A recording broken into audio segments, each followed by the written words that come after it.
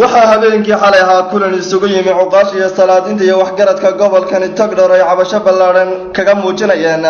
xarumo laba taabtaan ee dawladda hoose degmadani Burco ay dhawaan iibisay waa sida ay hadalka u dhigeen. Munaasabaddan ayaa waxaa ka soo qayb xogayaha maaliyadda ee xisbiga wadani, xogayaha garabka arrimaha bulshada ee gobolka Togdheer Sultan Maxamed Muuse Faarax Dey, qaybo ka mid ah dhalinyarada gobolka Togdheer iyo waxgarad kale oo tiro badan oo dhamaantood bay kulmisay. Munaasabaddan ayaa ujeedkoodu waxa ahaa sida ay isugu soo abaabuleen inaan la iibin dhulkan ay dawladda hoose degmadani Burco ay dhawaan ku dhawaaqday inay iibinayso. Waa sida ay hadalka u dhigeen iyagoo ka hadlay arrintaasna waxa aynu u gudbinayno ama ha ogaadaan ama yaanay ogaanin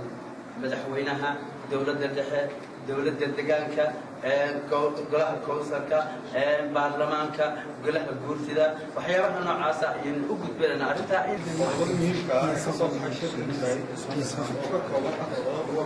taas oo ay soo jeedin doono xukuumadda dhexe ugu horeeyo madaxweynaha qaranka jamhuuriyadda Soomaaliya Mudane Axmed Maxamed mudane madaxweyne Bashir geesigii ugu horeeyey ee u sheegay xorriyadda Soomaaliya xilligii gumaysiga Ingiriiska. sidaas ay dawladda Maxamed Siyaad Barre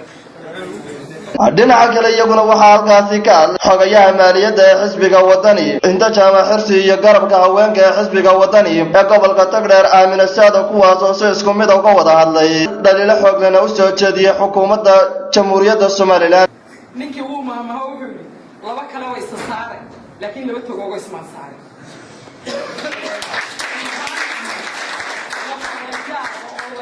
waxaan la qaadan karin oo aanay maskaxdu rumaysan karin haaladii Sheekh Bashiir